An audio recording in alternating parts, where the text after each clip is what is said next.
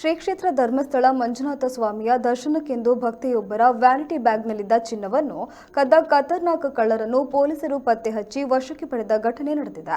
ಶಿರಸಿ ತಾಲೂಕಿನ ಕಲ್ಪನಾ ಚಂದ್ರಶೇಖರ್ ನಾಯ್ಕ್ ಎಂಬುವರು ಏಪ್ರಿಲ್ 1ರಂದು ಶ್ರೀ ಕ್ಷೇತ್ರ ಧರ್ಮಸ್ಥಳಕ್ಕೆ ಭೇಟಿ ನೀಡಿದ್ದು, ದೇವರ ದರ್ಶನ ಪಡೆದ ಬಳಿಕ ವ್ಯಾನಿಟಿ ಬ್ಯಾಗ್ನಲ್ಲಿದ್ದ ಸುಮಾರು 3.20 ಲಕ್ಷ ಮೌಲ್ಯದ ಚಿನ್ನದ ಸರ ಹಾಗೂ ಚಿನ್ನದ ಬ್ರಾಸ್ಲೆಟ್ ನಾಪತ್ತೆಯಾಗಿತ್ತು. ಈ ಬಗ್ಗೆ ಕಲ್ಪನಾ ಅವರು ಧರ್ಮಸ್ಥಳ ಪೊಲೀಸ್ ಠಾಣೆಗೆ ದೂರು ನೀಡಿದ್ದಾರೆ. ಕೂಡಲೇ ಕಾರ್ಯಪ್ರವೃತ್ತರಾದ ಧರ್ಮಸ್ಥಳ ಪೊಲೀಸ್ ಠಾಣಾ ಪಿಎಸ್ಐ ಪವನ್ ನಾಯ್ಕ್ ಮತ್ತು ಸಿಬ್ಬಂದಿಗಳು ಆರೋಪಿಗಳಾದ ಗದಗ ಜಿಲ್ಲೆಯ ಸಿದ್ಧಾರ್ಥ್ ಹಾಗೂ ದಾಕ್ಷಾಯಿಣಿ ಅವರನ್ನು ಬಂಧಿಸುವಲ್ಲಿ ಯಶಸ್ವಿಯಾಗಿದ್ದಾರೆ.